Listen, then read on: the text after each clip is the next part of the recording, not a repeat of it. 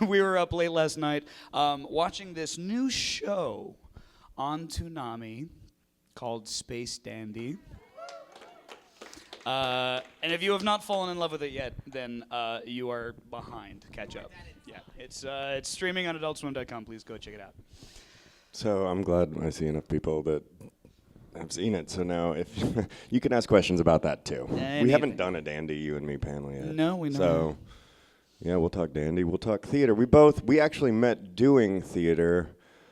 You play the Russian. I play the Italian. I was Italian. You were Italian. Oh yeah. Yeah, we did this show called Ladies of the Camellias, and it was a dialect and accent nightmare because I think there was maybe 10, 11 people in the cast, and like 8 or 9 different dialects and accents. There was Russian, Italian, French, Spanish, British, Cockney.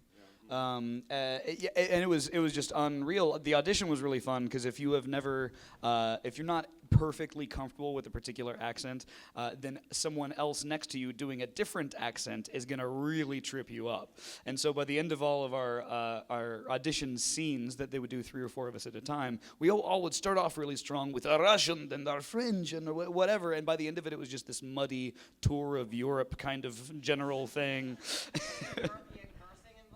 Not in that one. No, that one was pretty tame. Yeah. I did do some Russian swearing, and I'll tell you, the Russians can swear. Like they have some fascinating terms. I'm not going to use any of them now because it's really early in the morning, and I haven't checked everybody's ID.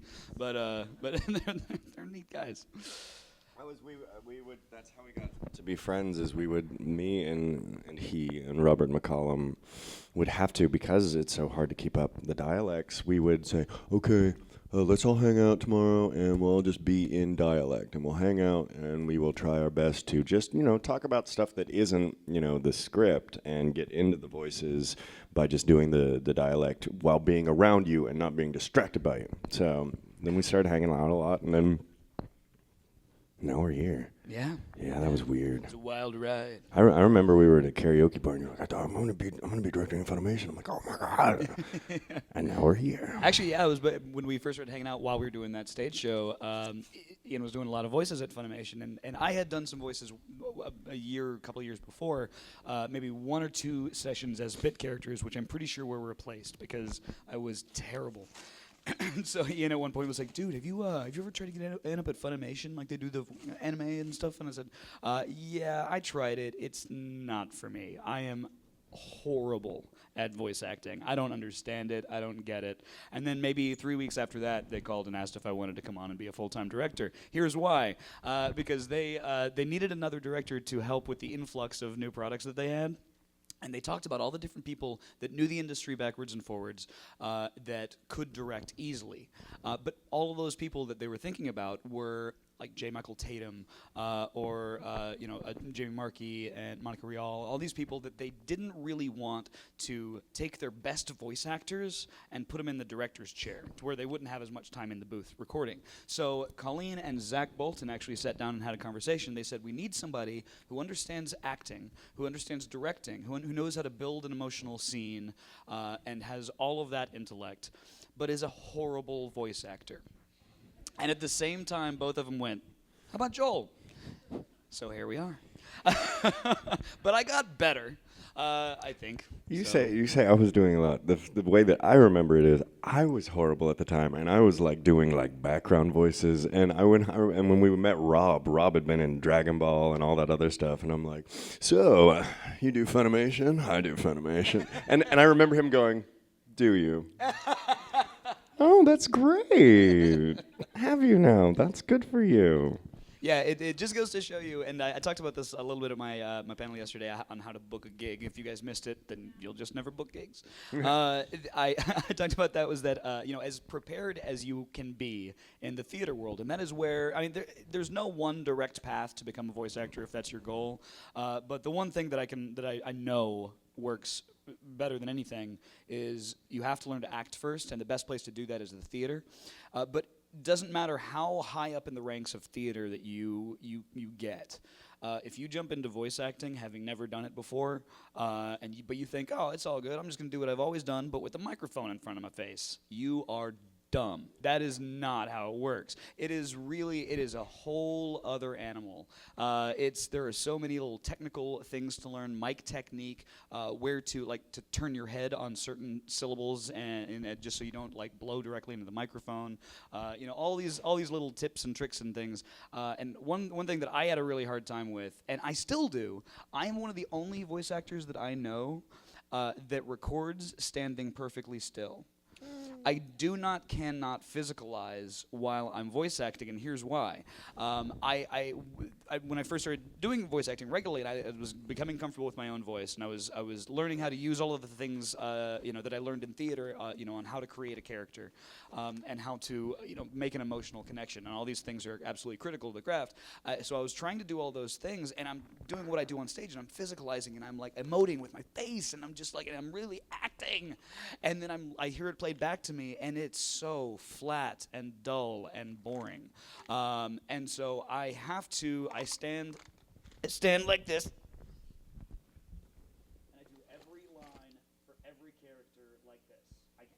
And it's the only thing that I can do that it reminds me that I cannot rely on what can be seen. I can only do it in the voice. It has to all be in the voice. And once I'd been working at Funimation for a couple of years, and then I went back and did another stage show, I could tell, not to my own horn, except that's exactly what I'm doing, marked improvement. I was comfortable in my voice. I was comfortable, in my body. I feel like I was able to get a lot more across. It was really neat. Probably also because you'd done so much directing at that point, you understand. Like, I don't know, I think after you direct, you get the idea that an actor is a part of a tapestry.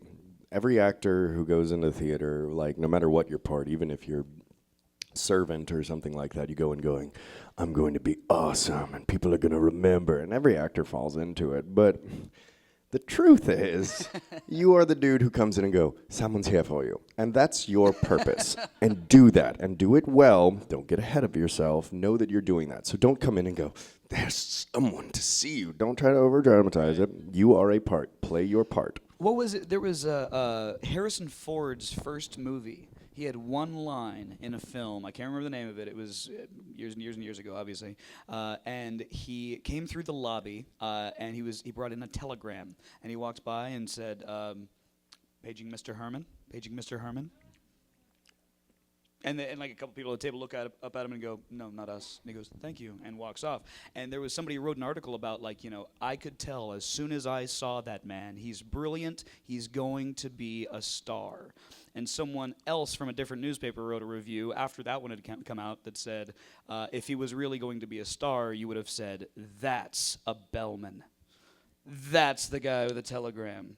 Which was an interesting, because I can see both ways. Yeah. But there's another fun story. There's you guys know the show Streetcar Named Desire? Yeah, well, you should. There's a doctor that comes in at the very end when Blanche goes absolutely crazy, loses her mind, starts to spiral. A doctor comes in for the very last scene. He's got maybe 4 cues, and then he walks her out, and that's it. He was asked before the show had ever premiered. No one had ever seen Streetcar Named Desire before. And he was asked by a reporter, "What's this play about?" And he says, "Well, it's about this doctor." And his perspective, that's exactly right. You are in every bit part, every supporting part, the show revolves around you, but you still have to play it accurately and naturally and realistically. So, little tricks. So we've both been doing theater and anime for nigh on a decade, so we got some knowledge if you want to ask us questions. You can ask us questions about Dandy too, Tyler, about that. That's one of the main differences between stage acting and voice acting, at least as far as I have found, is that when you do theater, you have that immediate response. Like the show, you don't even have to wait to the end of the show for the applause, which is nice. But if you have a really intense moment or a dramatic moment, and your character gets to drop a bomb in the middle of the stage, and just one of those record scratch moments, and you get to hear that. Oh, God, that's what I live for. Screw the applause at the end. But, it's so great to have that immediate response and then to immediately get to go out and meet the audience and talk to people and shake hands. I don't usually do that. I duck out the back door. It does. But for voice actors, we will record an entire series over the course of a month or so, alone in a room with a director and an angry engineer. And then it'll be maybe 6-8 months after that, after we've gone through all the quality control and testing and made sure that everything is exactly as it should be, then it goes off to DVD production. That takes a little bit of while. They start to market it and everything else. Long story short, it's on average, I'd say, a year and a half after we're done recording before the property comes out. And so not only do you not get an immediate response, you have to wait. Sometimes, one of the last shows I directed, it was over 2.5 years after we were done recording before it came out. And when it did come out, I was like, wait, what? I vaguely remember that one. And you get that full year of everybody talk, and you see online about like, oh, I hope those dub people don't mess it up. I hope those dub people don't mess it up. And you're like, God. Yeah. Dandy is the first time that we've done it. I mean, we've been announced and then shown the stuff within, what was that, like 3 months, something like that? Yeah. Like, unbelievable. The fact that, like, within months of doing something that any of y'all have heard of it. In Space Dandy, we actually record an episode in less time than South Park. Oh, crap, that's they, right. They record an episode in 5 days. We can record an episode of Space Dandy in 3. Well, I we're mean, not 5 animating counts it the either. The writing, so it's probably about the same. Yeah, because the writers go, what, so. 2.5? But yeah, usually it'll take us about I'd say maybe 5 to 6 business days per episode, and right now we're doing Dandy in about 2.5 to 3 because we need to get it back to Bondi to approve it and to say they like it, and they do, and you will too. And then back to Adult Swim for them to make sure it's formatted correctly and all that kind of stuff. And so yeah, it's great. It's really neat to see an episode on TV, and I still remember what I was. Matching Flaps is most voice actors that I've talked to. I've asked one of the questions I asked a lot when I first started working there was because I still felt even after 6-8 months there, I felt very green. I kept waiting for someone to kick open the door and be like, "What are you doing here? You're not a director. You lied. Get out." But I asked several voice actors, like, how long were you working before you felt comfortable matching flaps and doing reactions, and when did you feel like you had kind of owned it? And the most common answer I got was after a year and a half of steady work. Because it really is. It's we've both referred to voice acting before as acting with weights on, or as swimming with weights on. Is kind of what I've likened it to. Because you're still acting, and you still have to be realistic and get an emotional idea across, and to connect with your audience, and to do all of these acting things. But you have to do it while you're following this, and sometimes this can get really jarring and really bizarre. Our whole job is to make it not look like Speed Racer. Right. Yeah. No, really. Like I've likened that the director's job is to make it not look like bad kung fu. Right. Well, when I was writing, one of the things that I was told that we really wanted to start focusing on, and it was Funimation's kind of growing mission through the years, and the mission right before I started was make anime that the Japanese licensor will like and that the fans will love. And then we grew that into make good television. And so it's matching flaps is definitely one of the trickier, more technical aspects of the job. And so you have to. What we have is the script screen is on this side and the animation screen is on this side. And so you have to get really good at kind of this, like you're kind of reading, and like in the side of your, like in your peripherals, you're like watching to make sure that the mouth hasn't stopped moving and all that kind of stuff. So yeah, it's very, very tricky, and it's difficult to practice if you don't have your own recording studio and all that. But more tricky than flaps, reactions. Nobody comes in and does reactions well the first time, because you know what sounds do not exist in real life? And theater people, we've been talking about this a lot. Theater people come in and they have because theater is such a large thing, and there are a lot of these reactions are based off of long old kabuki stuff. So like, is not something that's in American theater and culture. I'm going to say the actor's name in his ear. So there's this Elliott. No, I can't tell the story. Okay, fine, I'll tell it anyway. No, yeah, I would tell it. I was watching him in the theater. I don't know, a couple years ago. I saw a play that he was in, and it was a farce, which is where this would be appropriate. But like, someone entered the room like, but I'm your wife. And I heard him go, and I lean over and I go, OM react, OM react. The as far as flaps for me go, it's the peripheral, and everybody has their own different techniques. Some people memorize quickly and then watch the flaps as they're doing it. Some directors say, Ian, stop watching the flaps. Yeah. To me. And I kind of got to the point where you hear it in the pre-roll, and when you preview it, you'll hear it, and so you'll watch the scene, and then you'll have the words here. And I've gotten to kind of the point where I'll hear the and then I'll be like, hey, what are you doing? I don't know. And I'll know the pace of the audio, and that informs my thing. I came to a theory at the end of my directing that there is an inherent pace that the writers at Funimation have kind of gotten into writing. Some of them are faster, some of them are whatever, and each writer has their own pace, but it all kind of, in Funimation script, it'll look like any other script, but there are these ellipses, and the ellipses mean a pause. 2 dots is kind of like a comma, 3 dots is a full pause. Unless you see 3 dots or 2 dots, don't stop. And it's weird to kind of learn that, because if it's a sentence, how are you doing? How are you doing? This is an awesome day, with a comma or whatever. Instead of, you can't take that pause if that ellipses isn't there. Because the mouth didn't stop. Because the mouth didn't stop. Because it's so, and so you can. The way to see through the matrix of Funimation scripts is to just focus on these pauses and just do streams. And the greats, the Tatums and everything, make sure that it's very big and varied, and they'll take more time on some words and then speed up the others to make it like fit, but you only stop at these things. And once I figured that out, they can move it around, and then they'll tell you, shorter on this one, faster. I mean, that's half of the recording is shorter, faster, and I don't know why you did that with your voice. I don't know why I did that either. That was weird, dude. I don't know. I've said that a surprising amount. Like, I don't know what that was. I was trying something. But yeah, so the ellipses and following all that thing. Well, that's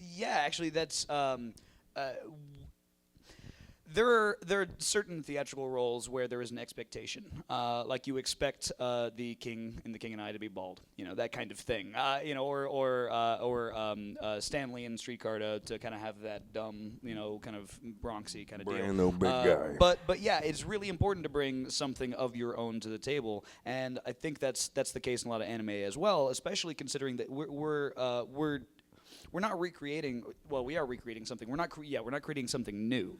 We're actually trying to do a faithful representation of what was already done. We don't want to change anything. We don't want to change the character's intent or anything like that.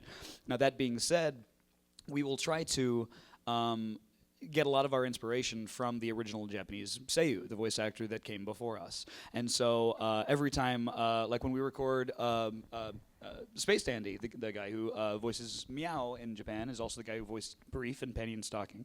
And so I love his work, and I've started picking up on a lot of his rhythms and his comedic timing. And it's not necessarily jiving with my own personal comedic timing and all that, but I love kind of getting to play in his sandbox, if that makes any sense. Because I really, really want to do as well as he did, and to create the same character in the same atmosphere and intent that he did. Because we are not changing anything, we're not improving anything, we're not, we are faithfully representing the dub, or the series as it existed already. Yeah, what's up? And you may have referred to this. Did the audio engineers tighten up? Yeah, they move it around. We call it Funimation in progress. We'll like stop and they'll be like Funimating, and they'll move it into place, and that's another big benefit of making sure that you do a full stop at those ellipses, because they need a break in that audio so they can move it around and fit it into the flaps. Because sometimes some directors really want you to make sure that you are doing the, like, if there's a giant paragraph and there's pauses and big sentences and there's a big pause and a small pause, they want you to do that all in one take. Other directors like you to just do it, and we'll make it fit as long as it doesn't sound like it's chopped together. That's why you make sure you stop. But they'll stretch and they'll squish, but if you stretch too much, you get artifacts, because it has to make up sound that doesn't exist, and so it gets a little, and then the engineers have these amazing ears, and they go, no. And you're like, no, I don't hear anything. No, dude. And they'll scrub over it, and you go, oh, okay, fine. And then they'll squish it, but then it sounds fake. So a lot of it is the director, faster, slower, and you get this weird eye for it, like after a month or two of just like, no. And he's one of the best about that. Like even in the previews, he'll hear you previewing it and go, it's not long enough. And then he'll add a that or a this or whatever just to make sure it fits in the flaps. And I like how you make sure you like our English sounds to sometimes fit their phonemes, their mouths, because sometimes that just can't work and doesn't work, and some flaps are literally but like when you really get some like it's funny to add a do instead of a what. Yeah. So yeah, but to answer about the engineers, yeah, they are the people that make it look good. Yeah, there's a lot that can be done. Yeah, we kind of sit back and they'll go Funimating, and Well, we'll go. for the most part, yeah, we always want to make sure that the line is usable before we move on. My first, everyone in the recording studio has a job, something to look out for. It's my job to make sure that the line sounds right in the context of the acting, and in the context of the other lines, the other characters. So I want to make sure it sounds right, it's a proper read, it gets across the right intent. The engineer's listening to make sure that the audio quality is okay, that there's not too much mouth noise, spit. Lung butter is one of the terms we use, like when you get some of that grossness in there. When people get mush mouth, you want to get some apples or something, clean it out. So that's his job, is to make sure. And so often we'll throw in, like, if it's a long line with like 4 or 5 different sections of dialogue, we'll put them all in place to where they're all starting at the exact, like on the first open flap, the first frame where the mouth opens. And we'll do that for each section. The first time that the mouth opens, that's where we put it. Well, we might notice that, okay, that one came up a little bit short, but it's such a small difference. We're just going to move on, and we can stretch it into place later. It's going to be fine. But I'm glad you asked that, because I can cry on the spot, and I can't, but I'm a guy, so when I'm on stage, I can always fake like I'm fighting it. Dude, I choked up into my panel yesterday because I'm a little girl. Go on. No, yeah. On stage, I was taught, never force it. So there have been times where I'll do a show for like a 5-week run or a 4-week run, and 3 out of 5 of my performances, the tears come, and it's real. But the other ones where the tears don't come, you just have to get the same emotion across with a different tactic. But you never want to, if you're all dry-faced, because that looks stupid. But as far as voiceover, there's a lot you can do to make yourself sound just desperately crying and sad. Yeah, crying kind of sounds like laughing. I had a director once tell me crying is never anywhere near as interesting as not wanting to cry. Yes. Like fighting crying, because nobody is like, your father's dead. Oh, I get to cry. Ah! Everybody's like, no, don't. Yeah. Ugly snot. Same thing about playing drunk. You never want to play drunk. You want to play I'm sober. I'm not drunk. I'm perfectly sober. Fine. Neumann TLM 103. Yeah. That's the funny standard, I believe. Yeah. Neumann, it's either EU or UE. It's Neumann TLM 103, I believe. I'm pretty sure, because that's mine. I bought one because Funimation had one. Well, but here's the thing, though. If you're asking because you're looking for a mic yourself, that's overkill. Well, yeah. First off, it's like a $6,000 microphone or something like that. Unless you right? find it Black Friday.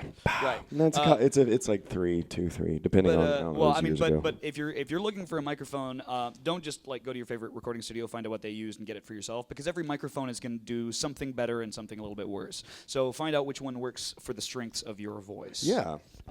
That's going to take some research, a lot of research, but you want to do that anyway.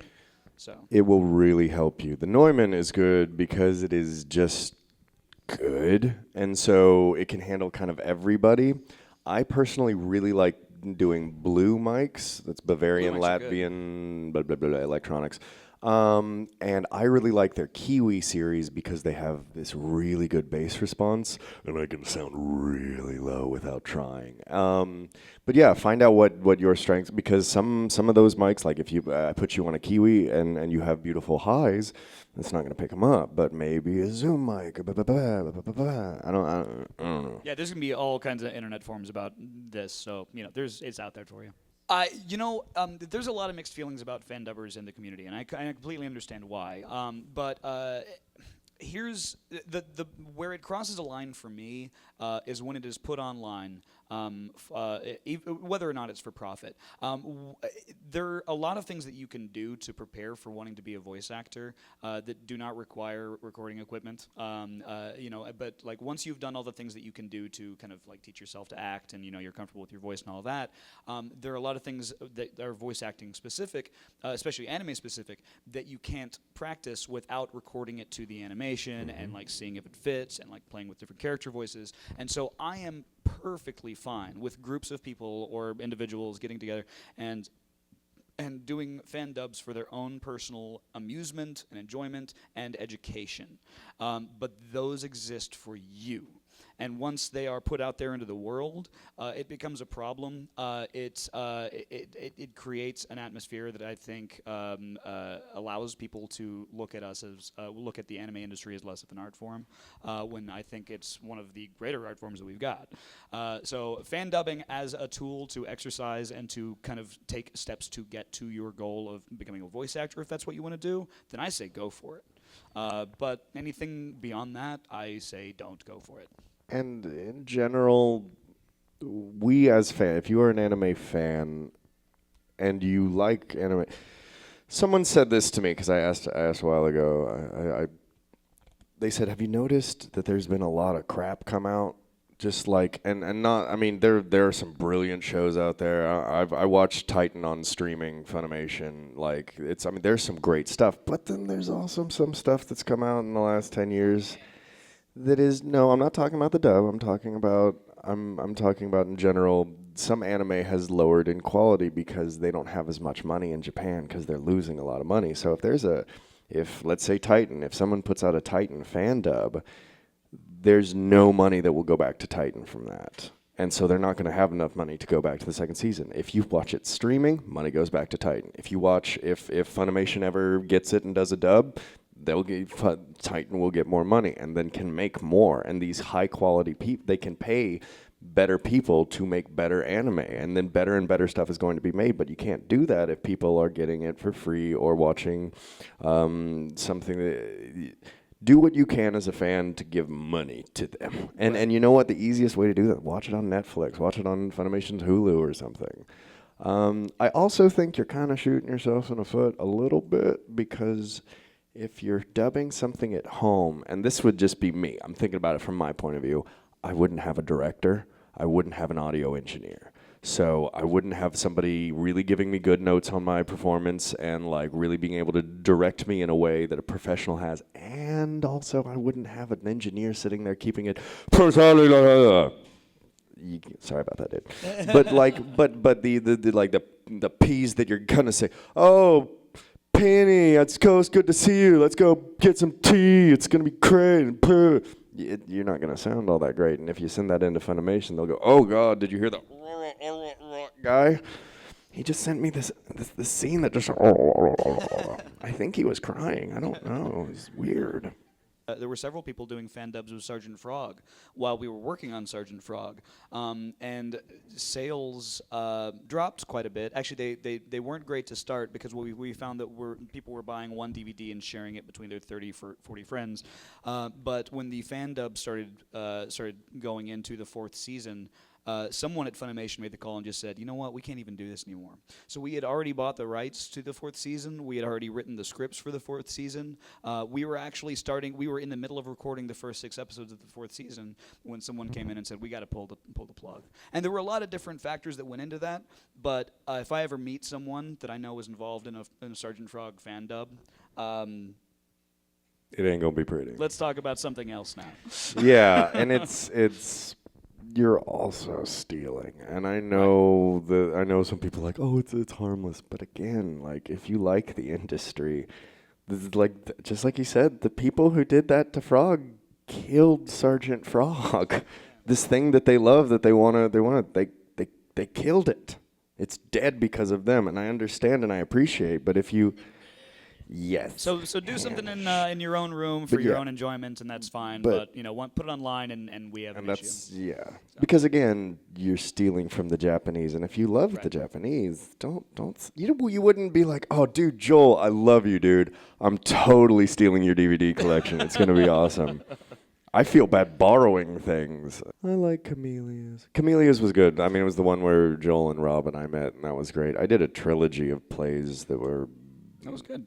Thank you. It was that I had to do back to back to back, and at one point or another, I would have to do all three of them. It was about a guy and a girl who got married. It's good. The Nibrock trilogy about these two young lovers who meet in Kentucky, and the first one's a 2-person play. The second one, like their moms join, so it's a 4-person play, and then it's a 5-person play. And we would do all three in a row. And some weeks I would have to do 7 hours of theater straight and be on stage on all but like 2 scenes. And I've not done much theater since because I was just like, I don't want to play anymore. And so, but it was great, and it did a lot for me.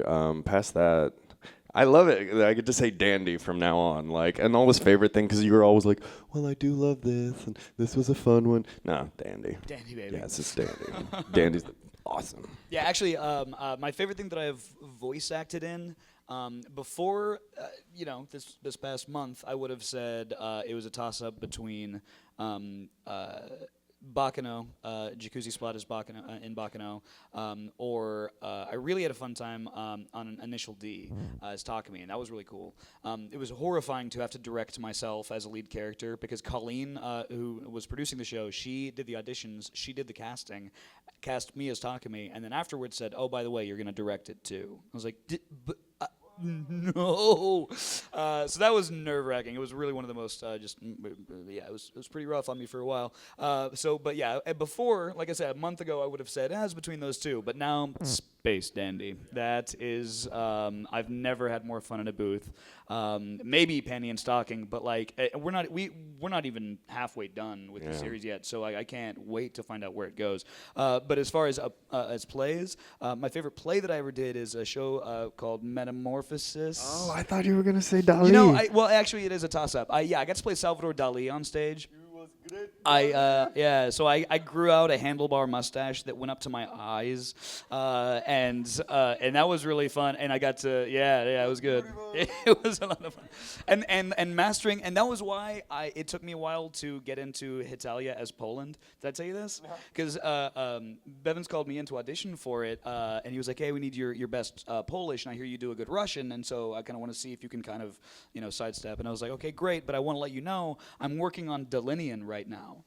And he was like, what's Delinean? I was like, Salvador Dali's dialect, or his accent, because it's Italian and French and Spanish and a little bit of English. But like it's one of the most bizarre things you will ever hear. Did and I it's hear wonderful. that he made it up as part of his own art? Who he is? He wanted it to be the language of enlightened people. Yeah, he really did. But anyway, so I had been working so hard to master the Delinean and accent. Nailed it. I got pretty close, and I felt good about it. But so he called me in to audition for Poland, and what came out was bizarre. And so he ended up casting someone else who then later on became unavailable, and so I was able to come back in and be like, okay, I can do it now. But yeah, so that was really fun. No, but I did the show Metamorphosis where I got to be nude on stage, and I got to tell you, do that. If you get a chance to be naked on stage, go for it. It's a lot of fun. You can probably Google Dallas theater reviews, and they're all like, Joel's amazing. There's this one lady critic that was just like, he's just really looking at Joel. She wrote like a paragraph about my junk. This is the first piece of Dandy art I've ever been given. I've seen one other piece of Dandy fan art, and he's awesome. Someone I'm not even gonna tell them then. You No, don't know, it was really dirty. Someone put Dandy and Spike Spiegel together in a really dirty scene, and they're like, "Hey, look!" I'm like, "Oh God!" Which is nowhere near as bad as the Hitalia stuff I've been Oh, sent. Lord, yeah. That's. I mean, God bless it, and thank you for all your hard work, but. When I first started at Funimation, and you're going to boo me, I've seen it before, but when I first started at Funimation, I had never seen any anime, ever. Except for maybe a little Ninja Scroll when I was in college or something like that. So when I first started at Funimation, I'd gone through training, and I was about to start directing season 2 of Tsubasa, and I went to my boss, and I was like, hey, I don't know if this is going to get me fired, but I've never seen good anime before. And if that's my goal, is to produce good anime, then I'd kind of like to see one. Do you have anything that you can recommend so I can watch and kind of see what anime can be, what a good anime really is? And he gave me Beck, Mongolian Chop Squad, and honestly, it's one of the few I'd still go back and watch it every once in a while. Like especially the episodes where Brina Palencia sings. Oh my God! But yeah, Beck is great because it's got a very American style. It's about an indie rock band. Yeah, It's really cool. The music is wonderful. Yeah. The acting is amazing. That one's definitely worth checking out. Bakano, I gotta say, Bakano's good, yeah. Bakano. I mean, do you like Quentin Tarantino's storytelling? Yeah, okay. If you can handle the jumping around, and that's the only way I Yeah. can ever say it. Yeah. Bakano is Bakano's amazing, good. and I think that's on Netflix. Yep. Baccano. Boom. What about Funimation, I'm sure. I think Adult Swim? Funimation.com and AdultSwim.com are both streaming. Yeah. And they good. It's self-directing is really hard. My favorite self-directing I did was, and probably the most over-scrutinized by myself, was Reiner Luton, Legend of the Legendary Heroes.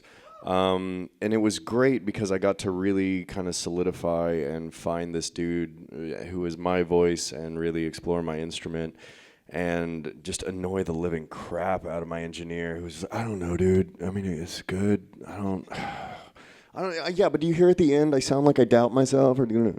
Sure. And it's hard because you didn't do that. And then Joel took over as director for the last 6 or 12 Wait, in Legends. yeah, it was probably 12. Yeah. Yeah, so he took over, and it was really great having him there because I was just like, I don't know, and he's like, oh no, we'll do that and that. And I'm like, thank you. Self-directing is, especially if you're overly critical or a perfectionist, is really hard and long and painstaking. But you get to do what you want. If you think it's funny, it's going in there. I avoid self-directing if at all possible. When I had to was during Initial D, and there were several times where I would get 10 or 12 takes on the same open mouth reaction until Steven, the engineer, was like, "Dude, we got it. Move on." I'm like, but I can do it better. But so I got a little bit better about kind of stepping out and being more in my director mind than in my actor mind. It's kind of you have to do both at the same time. It's a little tricky. But now I avoid it like the plague. I very, very rarely cast myself in my own stuff. I'll usually save myself for at the very end if we realize that there's a bit part that we forgot to get or a small role that we don't really have anybody that's going to be available for. Then I'll pop in and do it. Or in the instance of, have you guys seen Good Luck Girl? Good Luck Girl with Colleen Klinkenbeard and Brina Palencia is one of the funniest shows I've gotten to work on in a long time. It's totally worth getting. Todd Haberkorn's in it, and you're going to buy it just because of that, so shut up. And Patrick Sides, they sing together. It's wonderful. But I cast myself in that because around episode 10, I believe, we are introduced to the god of poop. He arises from a toilet, and I won't spoil the rest of it for you, but I went, that's me, I want that one. So, yeah. Being able to sing actually is very, very helpful because you already have an understanding of rhythm and pacing and pitch, and so. That's well, fine. then that actually, I would say, being able to sing well, that's definitely in your favor. Not really being able to sing, not going to really hurt you too much if you can still act. Being tone deaf entirely, maybe a little tricky, maybe kind of tough on you. Because being able to, a really important thing about being a voice actor is understanding and realistically being able to judge your own voice. It's if there's nothing. One of the more infuriating things to hear from a director is when you're like, okay, let's do that again, but don't go down at the end of the line. Don't be like, what do you mean? Give me a, what do you mean? And that's what I did. No. You just thank you, but let's go down at the end. That's what I'm doing. You know we record this, right? Can we play it back? All right. Can I play back? No, see. Did you hear it? And you're like, okay, okay, yeah. So really being able to, and that's why I say the most important thing to do to get ready to be a voice actor is get to know your own voice, because we have both had people come in on their first days and go, "Oh, is that what I sound like?" And you're like, "Yes." Yeah. That's why I cast you. Well, and another thing that is really, really helpful, especially for people coming from the theater world, is because voice acting is cold reading, and which means that you have never seen the line before until about 10 seconds before you are acting it. And in the theater world, okay, cool, excellent. In the theater world, you get your script in advance. Sometimes you can get it before you're even auditioning. You can go over the scene many times. You can play with lines over and over and try to find the right one. Give me my hat back. Give me my hat back. Give me my hat back. Give me my hat back. But in the theater world, you have time to practice and find what works and discard what doesn't. But in the voiceover world, cold reading is the name of the game. And I know one theater girl in particular. She is already knows how to act. She's a great actress. She does a lot of work, but she had a hard time when she came in because she's not very good at cold reading. So what she did after her first session, she got kind of embarrassed. She didn't do as well as she wanted to. She started volunteering at a place that reads to the blind. And so you don't. Exactly. So she does I think 8 hours of volunteer work a week going in and reading to the blind, and so that has taught her to cold read.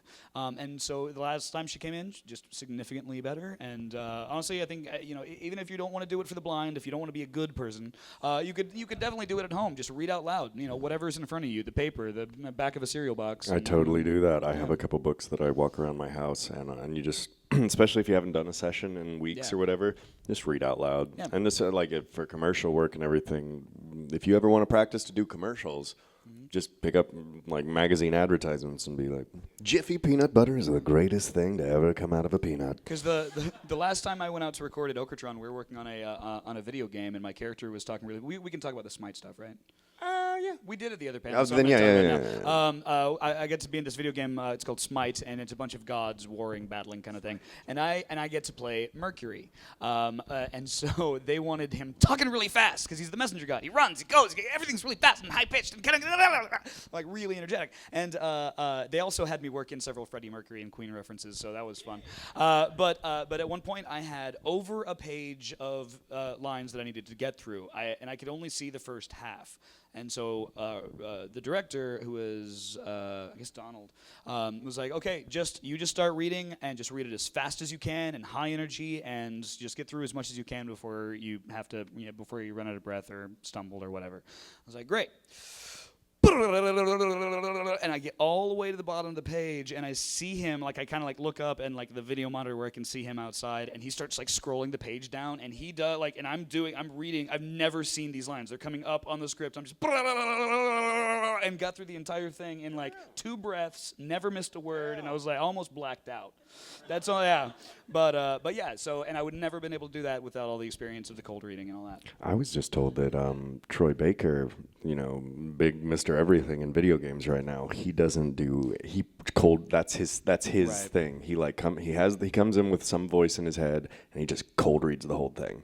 And there's something to be said for, because even in any kind of acting thing, you're always looking for the illusion of the first time. You don't want it to sound rehearsed or like you've said it and done it before. But at the same time, making it sound like it's the first time you've said it is acting.